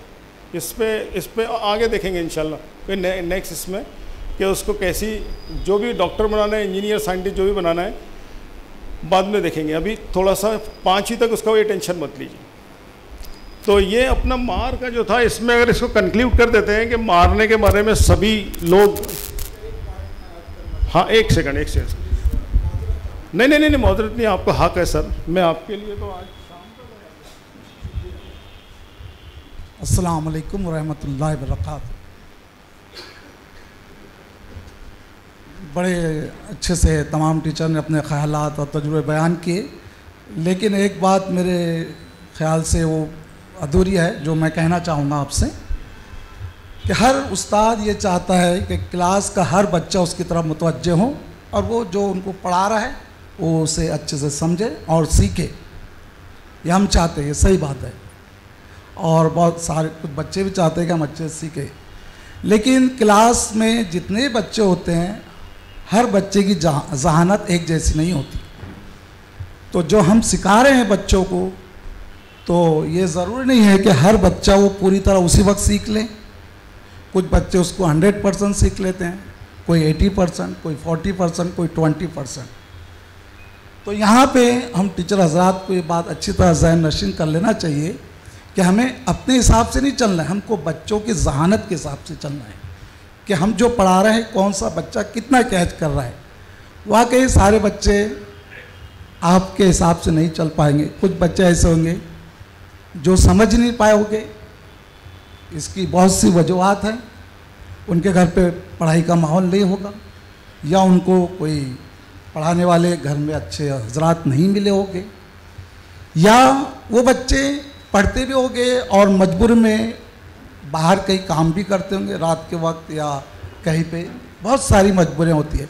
तो ऐसे बच्चे जो क्लास में नहीं पढ़ते हैं और कभी हम उनको सज़ा दे देते हैं, तो मेरे ख्याल से उनको सज़ा नहीं देना चाहिए, बल्कि वो बच्चे को बाद में बुलाकर अलग से मिलकर उससे जानना चाहिए कि उसकी क्या मजबूरी है कि वो क्लास में नहीं पढ़ता है। माशाल्लाह, ये जो एक मिनट, ये खास पॉइंट है। वहीं रुकिए, वहीं खड़े रहिए आप। ये जो बात सर ने बोले ना कि कुछ बच्चे ऐसे होते हैं, अलग अलग क्वालिटी के, अलग अलग सलाहियतों के, अलग अलग जहानत के मालिक होते हैं, हर बच्चा एक जैसी बातों को नहीं समझ सकता। इसमें कोई टैग लगाना चाहेगा, कोई बात बोलेगा इसमें किसी को, और ये बात को आगे बढ़ाते हैं, ये सिर्फ एक बात को। और ये सर ने ये भी बात बोले कि एक ही दिन में सब कुछ आप उसको आज ही पूरा का पूरा दे देंगे, पॉसिबल नहीं है। आज नहीं समझ में आया तो कल। ये भी बहुत इंपॉर्टेंट बात सर ने बोले कि बच्चे कौन से बैकग्राउंड से आ रहा है, बेचारा खाना खाया है कि नहीं, गरीब है कि नहीं, ऐसा ऐसा। ये तो ये सब चीज़ों पे कंसंट्रेट करना पड़ेगा उसको, कि आपको ध्यान रखना पड़ेगा, उसकी फैमिली से अटैचमेंट रखना पड़ेगा। ये भी बात, इसमें कोई टैग लगाएंगे सर की बातों को। हाँ गुड, बोलो बेटे। अस्सलाम वालेकुम। तो ये मेरा पर्सनल एक्सपीरियंस रहा है कि जो बच्चे क्लास में अटेंशन नहीं देते और पीछे बैठना चाहते हैं और यहाँ लाइट देख रहे हैं, फ़ैन देख रहे हैं, वर्क कंप्लीट नहीं होता है, उनका मोस्टली जो पेरेंटल बैकग्राउंड होता है घर का, वो थोड़ा डिस्टर्ब्ड होता है। हाँ। और पार्क और उस चीज़ की तो मुझे इजाज़त नहीं है। ये बात से एग्री है कि आप लोग के उनका पेरेंटल बैकग्राउंड थोड़ा सा, हाँ सही, आप में से एग्री है कि नहीं है? यानी वो बहुत एकदम सुकून वाले घर से नहीं आ रहे, ऐसा लग रहा है ना। रात में माँ बाप कुछ टीवी देख रहे थे, बहुत ज़्यादा खाना वाना नहीं खिलाया, सुबह बच्चा ऐसा कुछ तो भी डिस्टर्बेंस है। सही। हाँ, और सर मेरे पास इतना टाइम तो नहीं है कि मैं गार्डन में या पार्क में बुला के टाइम दे सकूं, बिकॉज मेरे भी बहुत छोटे छोटे बच्चे हैं। सही। तो मैं उनको ऐसे क्लास में बाहर बुला करके या रिसेस के टाइम अपने पास बुला करके, 2 बच्चों को पीछे भेज दिया और उसको अपने पास बुला करके, अगर आप थोड़ी सी भी बात करने की कोशिश करते हो, वो पूरा प्रॉब्लम एक दिन में सुन नहीं सकते हैं, लेकिन जैसे ही हम इनिशियली स्टार्ट करते हैं ना तो बच्चा हमसे क्लोज आता है और उसको ऐसा रियलाइज होता है कि हाँ मेरी मिस प्रॉब्लम सुन रही है ना, तो वो मैं मिस की भी बात सुनूंगी, ऐसा हो जाता है। तो वो मैंने बहुत सारे बच्चों को टाइम टेबल मेकिंग सिखाया है और उनके पर्सनल प्रॉब्लम से उनको ये सब चीज़ें थोड़ी बहुत ऊपर ऊपर से समझाते हैं, तो बच्चा हमारा सब्जेक्ट भी सुनने लगता है। फिर सर की बात को कंक्लूड करने के लिए मैंने बोला था कि कुछ लोग टैग कर रहे थे, माशाल्लाह बहुत सारे लोग सर की बात से एग्री है, बहुत अच्छी बात है सर। आगे जी शुक्रिया। दूसरी बात है, जितना ताल्लुकात हमारे बच्चों से अच्छे रहेंगे बच्चे हमारे करीब आएंगे, और ताल्लुकात हमारे बिगड़ेंगे तो हमारे से वो दोस्ती नहीं करेंगे बल्कि दूर भागेंगे और हमारे से नफ़रत पैदा करेंगे उनके दिल में। तो इस बातों को ध्यान रखना चाहिए एक उस्ताद ने अच्छी तरह। दूसरी बात, जब हम क्लास में जा रहे तो बच्चे हमसे खुश होना चाहिए, तो उसके लिए कुछ हमको पहले से तैयारी करके जाना चाहिए, कुछ एक्टिविटी करना चाहिए। जैसे मैं मैथ्स पढ़ाता हूँ तो मैं क्लास में पहले जाता हूँ तो कुछ भी एक छोड़ देता हूँ पूरी, कि चलो आज मैं तुमको ये बताने वाला हूँ, ये करने वाला हूँ, तो बच्चे अट्रैक्ट हो जाते हैं अपने तरफ कि सर क्या बता रहे हैं, क्या बोल रहे हैं। कुछ भी एक आध पहली सुना दो, जैसे मैं बोल देता पहली सुना दे, जब मैं बोलूँगा कि आपको एक पहली सुना तो आप पूरी तरह मेरी तरफ मुतवज्जे हो जाएंगे। मैं बोलूँगा मैं गोरी मेरे बच्चे काले, बच्चे पूरी तरह मेरी तरफ मुतवज्जे हो जाएंगे, सर ऐसा क्या बोल रहे हैं। एक पहली है सर कि मैं गोरी मेरे बच्चे काले, मुझे छोड़ मेरे बच्चे खाले, तो सारे बच्चे उस तरफ दिमाग लगा देंगे और आपकी तरफ पूरी तरह अट्रैक्ट हो जाएंगे। अभी जो भी आप उसको पढ़ाना चाहते हैं उन बच्चों को वो अच्छी तरह समझेंगे। ये पहली का मतलब भी बता दो भाई, ये गोरे काले, मैं भी डर गया भाई क्या बोल रहे हैं। तो सर आप मुझसे मांगेंगे कि खिला दीजिए मुझे, ये हरी इलायची है। हाँ इलायची ऊपर से हरी, हाँ मैं गोरी मेरे बच्चे काले, यानी बीज अंदर जो होते हैं वो काले काले होते हैं, और इलायची हम तोड़ के छिलका फेंक देते हैं और दाने खा लेते हैं, तो मुझे छोड़ मेरे बच्चे खा ले। शुक्रिया। अच्छा लगा माशाल्लाह। एक मिनट, हाँ शरीफ भाई एक मिनट। जैसे नज़ीर सर ने बोले और मिस ने बोले, नहीं पहली नहीं, ये काले गोले नहीं करना है, गोरे नहीं करना है। मैं एक बात बोलता हूँ, प्रैक्टिकल अलग है, थ्योरी अलग है। अभी एक बच्चा था 5वीं का, हम लोग का एक फर्स्ट सेमेस्टर का एग्ज़ाम हो रहा था, उसने कुछ नहीं लिखा पेपर में, सिर्फ सवाल उतारा और एकदम आखिरी में था। और मेरी एक आदत है, मैं बच्चे लोग को थोड़ा टाइम दे देता हूँ, समझो 12 बजे पेपर ख़त्म होना है तो 12:10 तक लिख बैठा, तो 12:10 तक मैंने समझो उसको टाइम दिया और रोने लग गया। वो रोने के बाद ज़ोर ज़ोर से रो रहा था। बोला क्या हुआ बेटा? बोला सर मैं बंगाली हूँ, मेरे को उर्दू पढ़ने लिखने कुछ भी नहीं आता, ना हिंदी मराठी आता है। मैं बोला कोई बात नहीं बेटा, तू एग्ज़ाम दे दे, अपन एग्ज़ाम के बाद में मिलते हैं। वो बच्चे से मैं मिला एग्ज़ाम के बाद में, वो बच्चे के पास में बुक नहीं थी, यूनिफॉर्म नहीं था, तो मैंने जब्बार सर को बोला सर अपने को ऐसा करना है, तो जब्बार सर ने बोले ठीक है। हम लोग ने, जब्बार सर ने पूरी बुक का अरेंज करे, हम लोग ने हाँ यूनिफॉर्म का अरेंज करे। उसके बाद में मैंने बच्चे को बोला बेटा तू स्कूल छूटने के बाद में 12:40 से 1 बजे तक मैं स्कूल में रहता हूँ, तू मेरे पास आ, मैं तू पढ़। और तू घर पे जाके क्या करता है? बोले सर 2 बजे पानी आता, मैं पानी भरता हूँ। बोला कोई बात नहीं, सिर्फ मेरे को तू 20 मिनट दे, मैं तेरे को सिखा दूंगा, ये मेरी गारंटी। दूसरे दिन बच्चे को बोला आया नहीं बेटा? बोले नहीं सर मैं चला गया। फिर उसको मैंने वापस बुलाया, चल मैं तेरे को पढ़ाता हूँ 12:40 से 1 बजे तक तू पढ़, फिर तू स्कूल के टाइम पे चले जा। वो बच्चा आता ही नहीं है। तो एक थ्योरी और प्रैक्टिकल बहुत अलग होता है, मेरा मानना ये है। अच्छा। अब उस बच्चे के लिए मैं क्या करूँ? मैं इंशाल्लाह कुछ बताऊँ। एक आप वो बच्चे के लिए मैं क्या करूँ मेरी समझ में नहीं आता है। बहुत इम्पोर्टेंट डिस्कशन चल रहा है माशाल्लाह, और ये 2 वे डिस्कशन है, मुझे बहुत अच्छा लग रहा है। मैं तकरीर करने नहीं आया यहाँ पे, बहुत अच्छी बात है। देखिए शरीफ भाई, वो बच्चा आपके पास नहीं आ रहा इसलिए नहीं आ रहा कि उसको उर्दू की इम्पोर्टेंस नहीं मालूम, उसको नहीं मालूम कि उर्दू पढ़ने से कितने पैसे मिलते या इंग्लिश पढ़ने से कितने पैसे मिलते, उसको नहीं मालूम कि उर्दू पढ़ने से उसको साइंस भी समझ में आ जाएगा, उसको मैथ भी समझ में आ जाएगा, लैंग्वेज आएंगी तो सब कुछ आ जाएगा, लैंग्वेज नहीं आएगी तो कुछ नहीं आएगा। उसको नहीं मालूम कि लैंग्वेज आने के बाद ही इंजीनियर बनता आदमी, इंजीनियर बनता तो इतने बड़ा इंजीनियर बन जाता, साइंटिस्ट बनता तो इतना बड़ा आदमी बनता, डॉक्टर बनता तो इतना बड़ा। ये सब लैंग्वेज पे डिपेंड है, उर्दू हो या इंग्लिश हो, दोनों का इम्पेक्ट उतना ही है। जब उसको आप बताएंगे तू अगर उर्दू सीख लेगा तो तू बेटा IIT का इंजीनियर बनेगा, और उसको तुम अगर थोड़ा सा YouTube पे सर्च करके आस्था अग्रवाल को निकाल के बता दे, अभी सर ने बताया आपको, कि अशोक अग्रवाल जी की जो बेटी है वो 2 साल पहले जिससे मुलाकात हुई थी वो फाइनल ईयर में थी, आपके पवई में, IIT पवई में बच्ची थी आस्था अग्रवाल। तो कोविड से 1 साल पहले की बात बता रहा हूँ मैं आपको, तकरीबन मैंने अभी आज से तो ज़्यादा टाइम हो गया। तो वो बच्ची फाइनल ईयर में थी, 20 साल की बच्ची, 20 साल की बच्ची, उसको फाइनल ईयर में FB करके कंपनी है अमेरिका की, उसने उसको अपॉइंटमेंट दे दी, 50,000 रुपीज़ पे दी उसको,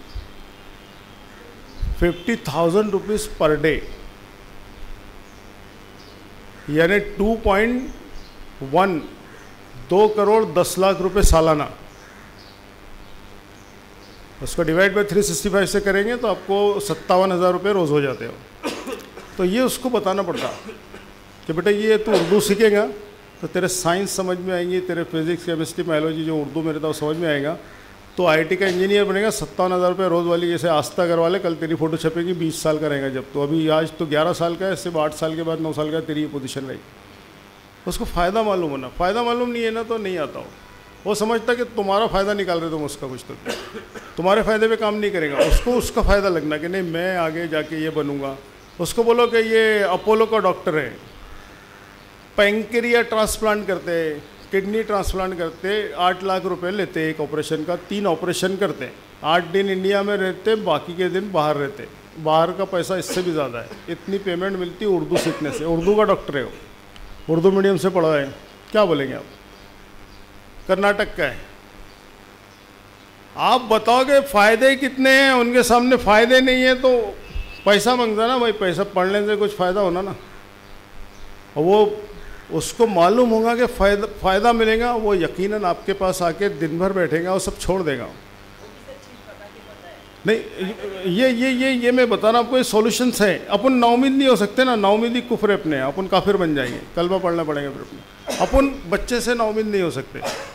ये हमारी बहन ने जो बात बताई ना कि हम अपने तरफ देखें कि हमारा समझाने का स्टाइल या हमारा कुछ तो भी गलत हो रहा है, टीचिंग जो स्टाइल है हमारी कुछ तो भी गलत हो रही है, उसके ऊपर कॉन्सेंट्रेट करें। तो ये यहाँ जो एक बात हो रही उससे रिलेटेड एक बात मैं पूछना चाहता हूँ उससे कि टीचर जो होता है इसने कैसा होना चाहिए आपके हिसाब से?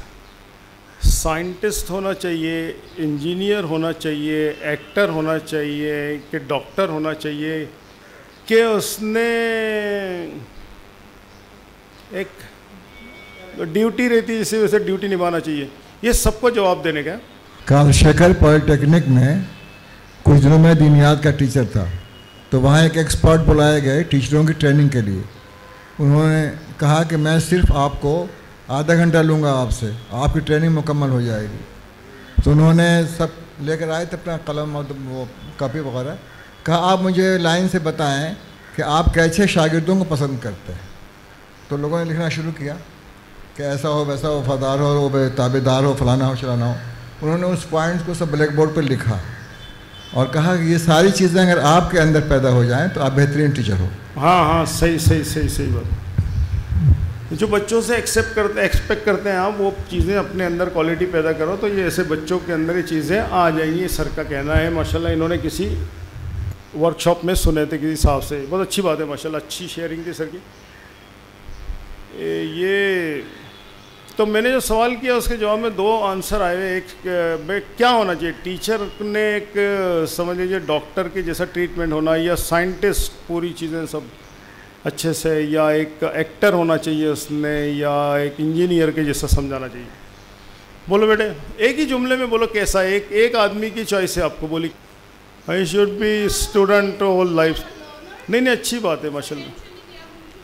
Yes, learner. हमारी बहन बोलती लर्नर, तुम क्या बोलते बेटा?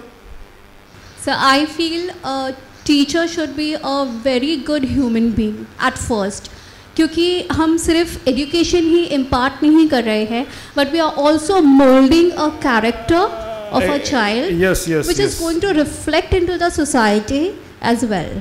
हाँ, एक चीज़ तो ये बच्ची ने बताई कि वो उसने एक इंसान होना चाहिए, अच्छा ह्यूमन। और बोल बेटा क्या है वो? दोस्त होना चाहिए ना, फ्रेंड। गुड, बोल बेटे। मेरे ख्याल से टीचर को फ़र्द शनास होना चाहिए। जो उसको फ़र्ज़ दिया गया है और जो मैं माशाल्लाह, पेमेंट ले रही हूँ तो उसका मुझे हक अदा करना चाहिए। अगर वो ये सोच ले कि मैं जो पेमेंट ले रही हूँ या मेरा जो फ़र्ज़ है अगर मैं पूरा करूँ तो उसमें वो सारी चीज़ें कवर हो जाएंगी जो मुझे बच्चे के लिए करना है और मैं पूरी मेहनत करूँगी अपने फ़र्ज़ को। मैं हलाल खाऊँ करके माशाल्लाह, हलाल खाऊँ मैं। तो मेरी पेमेंट आज हलाल हो गई, ये बच्चे समझ में आ गए सकते हैं। और अगर मैं समझा नहीं पा रही हूँ तो there is something wrong with my payment, ऐसा उसके जहन में आया, तो ये वलायत है आज की। वो वली है, वो टीचर नहीं है वो। इससे बड़ी बात क्या होगी कि वो अपने खाने को हराम समझ रहा कि अगर वो समझा नहीं पा रहा, I am not able to teach, I am not teacher and he is not understanding my teaching, तो आई एम नॉट टीचर। तो मेरा खाना हराम है, ये तो वलायत है भाई, बड़ी बात है, अच्छी बात बोले आप बहुत अच्छी बात है माशाल्लाह। तो ये और कुछ बोलना चाहेंगे आप? बोल बेटा, आप बोलिए। अब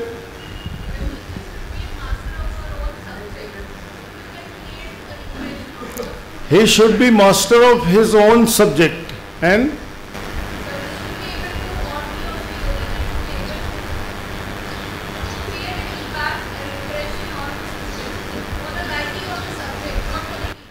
यस माशाल्लाह माशाल्लाह। हमारी बहन का कहना है कि टीचर ने अपने टॉपिक, अपने सब्जेक्ट में मास्टर होना चाहिए। He should be master in his own subject. बहुत अच्छी बात है। और कोई हमारी बेटी बहन भाई कुछ बोलना चाहेंगे इसमें? सर मुझे ये लगता है कि टीचर मास्टर तो होगी, लेकिन वो खुद ये फील करे कि वो हमेशा एक शागिर्द की हैसियत से ज़िंदगी गुजारे, तभी उसकी तालीम और मौलिम बनने में इम्प्रूवमेंट आएगा। अगर उसने अपने आप को मास्टर समझ लिया तो वह आगे तालीम हासिल करना। ये आपका नाम क्या है? हमारी जो हशीमा आपा है, हमारी बहन, इसने ये कहा है पहले कि टीचर ने मास्टर होना चाहिए। और हमारी इधर शबनम आपा बैठी है, वो ये बोलती है कि सुनो सुनो सुनो सुनो, उसने मास्टर समझना नहीं चाहिए। तो दोनों की बातें सही है, मास्टर होना भी, लेकिन ये समझ लिए कि I am the perfect in my subject और मेरे को अब ज़रूरत नहीं है सीखने की। तो ये बात उनकी भी सही है, इनकी भी सही है। ठीक है अम्मा, तो आपकी भी बात सही है माशाल्लाह, उनकी भी बात सही है। बहुत अच्छी बातें आ रही सामने, मुझे भी सीखने मिल रहा है बहुत सारी बातें। एक बात देखिए, मैंने आपको जो बोला था, तो टीचर ने, एक हमारे भाई ने एक जुमला बोला था, टीचर ने सब कुछ रहना चाहिए। उसने डॉक्टर भी रहना चाहिए, उसने इंजीनियर भी रहना चाहिए, उसने साइंटिस्ट भी रहना चाहिए, उसने एक्टर भी रहना चाहिए।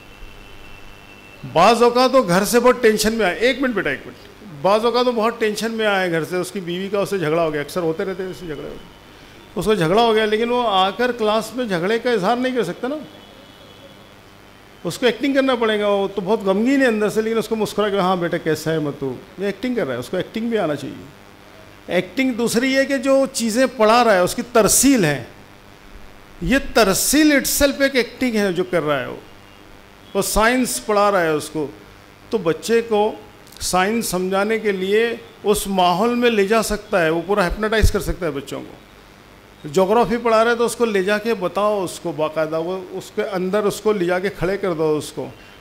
अगर उसको आप पढ़ा रहे हैं कि सतह मुर्तफ़ा, या उसको पढ़ा रहे हैं आप पेनिनसुला पढ़ा रहे हैं कि ये इंडिया का जो नक्शा है पेनिनसुला की तरह है, तो उसको बताओ कि 3 तरफ समंदर होते हैं, एक तरफ ज़मीन होती है, तो कैसे तो वहाँ ले जाके खड़े कर दो उसको। आपके पास अगर मास्टर बोर्ड है या आपके यहाँ जो भी चीज़ें अवेलेबल है, उन चीज़ों का जो भी चीज़ें स्कूल में अवेलेबल है, या आपके पास मोबाइल है, ज़रा सा उससे बता सकते हैं आप बच्चों को। जो आपके पास मौजूद वसाइल है उसका इस्तेमाल करके उनको बहुत अच्छे से समझाने की कोशिश करें, और आप उसको ये एहसास दिला दें कि इसको ऐसे ही समझा जाता है।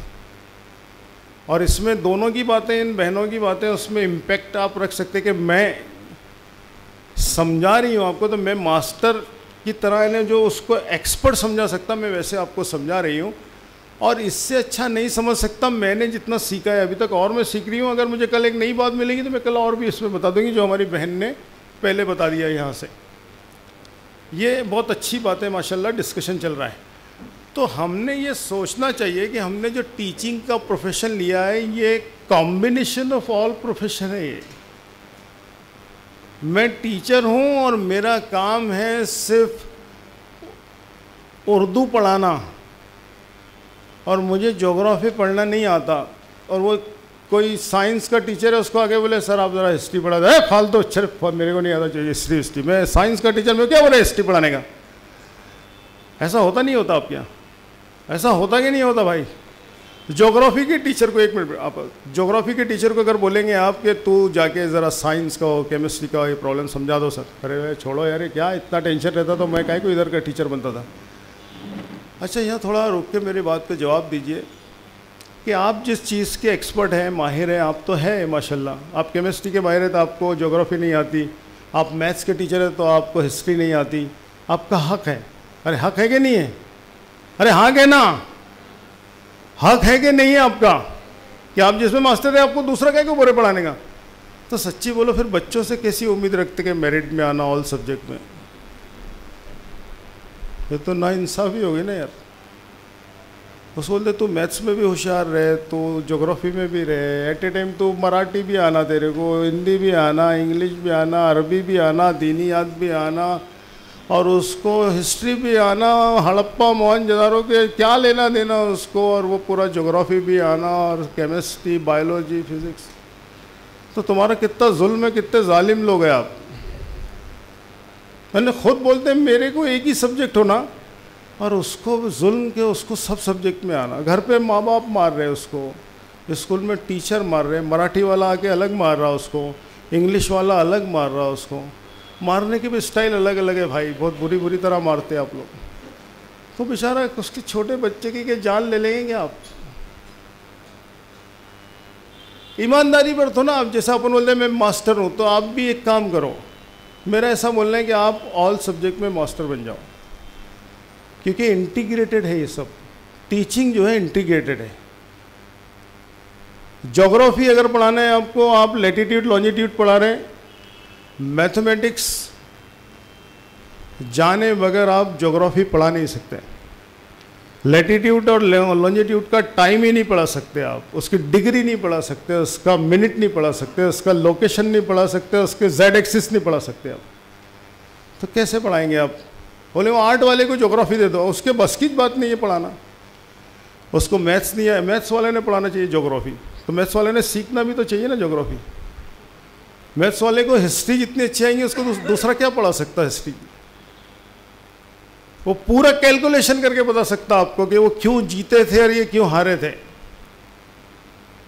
स्ट्रेटेजी समझा सकता मैथ्स वाला आपको। मैथ्स जो है ना ये रीढ़ की हड्डी है एजुकेशन की। मैथ्स आया तो सब कुछ आ सकता है आपको, फिजिक्स आ जाएगा बहुत अच्छे से, केमिस्ट्री आएगा। ये बायोलॉजी जो है मैथमेटिक्स से अल्लाह ताला का है। कभी देखे आपने नीम का पत्ता कितना बड़ा रहता? हाथ से बताओ, नीम का पत्ता देखें, नीम का पत्ता, हाँ ये इतना बड़ा, इतना इतना रहता ना। कभी देखे नीम का पत्ता इतना बड़ा कि एक ट्रक के ऊपर ऐसा झाड़ एक पत्ता रख दो और वो ट्रक पूरा झक गया और चले जाए, इतना बड़ा देखे नीम का पत्ता कभी? ये कैलकुलेटेड है अल्लाह ताला का कि उसको ग़िज़ा मिलती नीम के पत्ते को, लेकिन वो इतना जाके रुक जाता, कैलकुलेटेड है, उससे ज़्यादा नहीं बढ़ सकता हो। अरे सही बात है गलत बात है?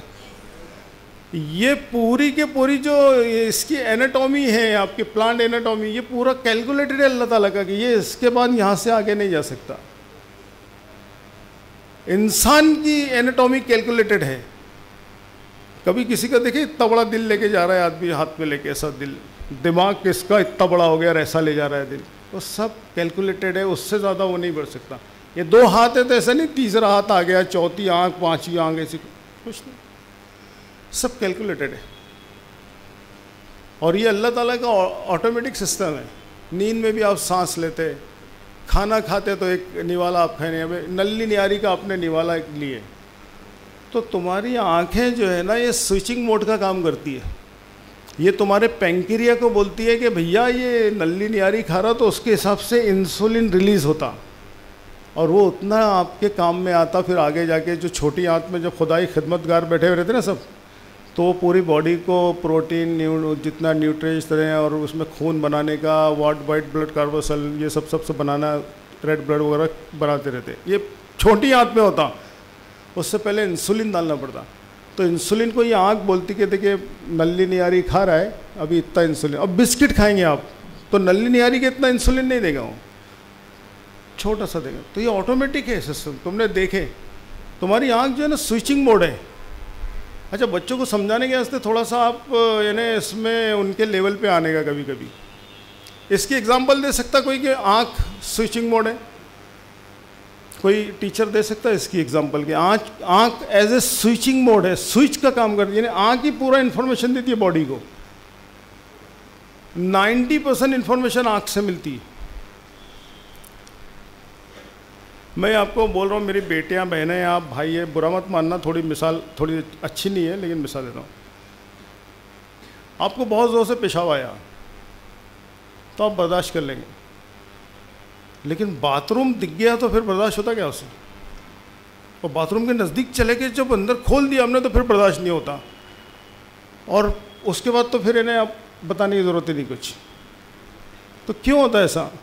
अब 1 घंटे से बर्दाश्त कर रहे थे लेकिन बाथरूम देखते से बर्दाश्त नहीं होता, तो यानी आँख ने देख ली कि सब सिचुएशन आ गई, अब बर्दाश्त पॉसिबल नहीं है। बिरयानी की आपको दावत है सबको, अब ये बिरयानी ऊपर बन रही है, आपको कोई भूख नहीं लगी, भूख लगी है बर्दाश्त करेंगे, लेकिन जैसे सामने आ गई बिरयानी और फिर प्लेट उड़लने से थोड़ी देर रुकिए, वो गेस्ट आ रहा है, छोड़ बोले काय का गेस्ट वेस्ट, फिर बर्दाश्त नहीं होता। आँख ने देख ली और इधर दे दी तो बॉडी के पूरे फंक्शन शुरू हो जाते हैं, वो इंसुलिन रिलीज हो जाता, वो आपके एपेटाइजर जितने रहते हैं सब काम करना शुरू कर देते हो।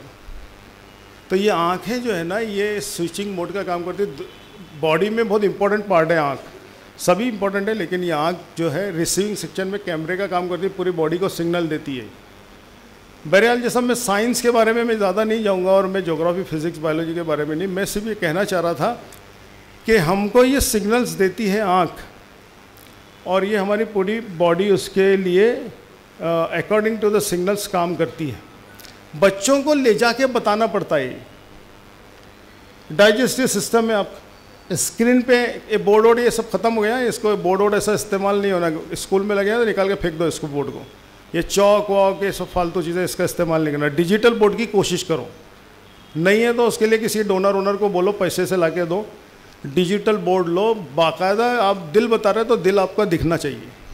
ये तो म्यूजियम में रखे जा रहे बोर्ड वोर्ड, अभी तो सब म्यूजियम में chalk, once upon a time there was a teacher he use this chalk and this duster, बच्चे तो ओ दिस टाइप ऑफ डस्टर। अभी पूरे जगह सब डिजिटल बोर्ड आ गए। आप इनको अभी हज़रत आदम अलैहिस्सलाम के ज़माने में मत ले जाओ, अपन प्यारे नबी सल्लम की उम्मत है, अपने डिजिटल बोर्ड इस्तेमाल करने का लेटेस्ट ग्लोबल लेवल पे जो चल रहा है। तो आप दुनिया बता रहे तो दुनिया 1 सेकंड में ऊपर आ जाती है इसकी, उसके लैटिट्यूड लॉन्गिट्यूड बता रहे हैं तो आप गूगल अर्थ को निकालो, उसके ऊपर बताइए गूगल अर्थ, ये देखिए आ गया इसके ऊपर। अभी मैं आपको बहुत सारी चीज़ें दिखाना चाहता था, अगर स्क्रीन रहता तो मैं बहुत सारी चीज़ें और भी दिखा सकता था आपको लाइव, लेकिन हो सकता अगर मैनेजमेंट कुछ प्रोविज़न दे यहाँ पे लाके स्क्रीन वगैरह के, तो मैं आपको अभी जितनी बातें बता रहा हूँ इससे मैं 10 टाइम्स आगे की चीज़ें आपको दिखा सकता था। अभी लेटेस्ट जो मैं अभी बेंगलोर जाके आया और बहुत सारे इंटरनेशनल लेवल के जितने 30 कंट्री आई थी इनके एजुकेशन सिस्टम को देख के आया, उसका प्रेजेंटेशन भी दे सकता था, लेकिन वो उस पर ही पॉसिबल है, मैं ऐसा नहीं बता सकता आपको, अननेसरी बात हो जाएगी वरना कुछ। अब देखिए इसमें हमको ये है कि हम ये टॉपिक से निकल गए कि हमको गुस्सा नहीं करना है, इसके अल्टरनेट में हमको मोहब्बत पैदा करनी है। हमारी बहनों ने बताई, हमारे भाइयों ने बताया कि हमको मोहब्बत, अटैचमेंट होना। तीसरा उसमें एक टैग लगा लीजिए आप कि उनके घर के मसाइल से आपने वाबस्ता होना, आपको मालूम होना कि इनके घर में क्या प्रॉब्लम चल रहे हैं, क्या खुशियाँ हैं, उनकी खुशियाँ में आपने शेयर होना चाहिए, कुछ ना कुछ गिफ्ट वगैरह देना चाहिए, तो इंशाल्लाह आपको भी उनके यहाँ से कुछ ना कुछ गिफ्ट वगैरह थोड़े बहुत हल्के फुल्के आते रहेंगे। कम से कम उनके यहाँ की दावतें तो आते रहेंगी, कुछ फंक्शन रहा तो सर को दावत दे दो, मैडम को दावत दे दो, मैडम को बोलना है कि बेबी फैमिली आ जा रहा है, ये सब चीज़ें पॉसिबल है। और ये अटैचमेंट रहेगा, जैसे हमारी बहन ने बताई कि अटैचमेंट रहेगा तो जैसे तुमने कुछ दिया है उनको तो वो भी फिर तुम्हारी बात लेंगे और तुम्हारा होमवर्क बराबर टाइम टू टाइम आएगा, तुम्हारी बात बगैर चॉकलेट के भी सुनेंगे वो। अगर तुम उसके ज़ाती प्रॉब्लम्स में अपना अटैचमेंट रखेंगे तो वो तुम्हारी बातों को लेंगे, वो आपकी बात को रिस्पेक्ट देंगे और सुनेंगे, नहीं सर ये मेरे फ़ायदे की बात करता है सर, वो सर को बुरा नहीं बोलना अपने सामने, है ना। अब एक क्वेश्चन पे आते हैं हम कि क्लास के एक होते हैं बहुत अच्छे बच्चे और एक होता है बहुत ख़राब बच्चे। एक थोड़े मिडिल क्लास यानी जो अच्छे भी नहीं रहते बुरे भी नहीं रहते, जैसा बोले वैसा सुनो, यहाँ बैठ तो यहीं बैठे रहता। एक बच्चे बोले यहाँ बैठ तो कभी नहीं बैठेगा, एक बच्चा थोड़ा ठीक ठाक कभी सुनता कभी नहीं सुनता,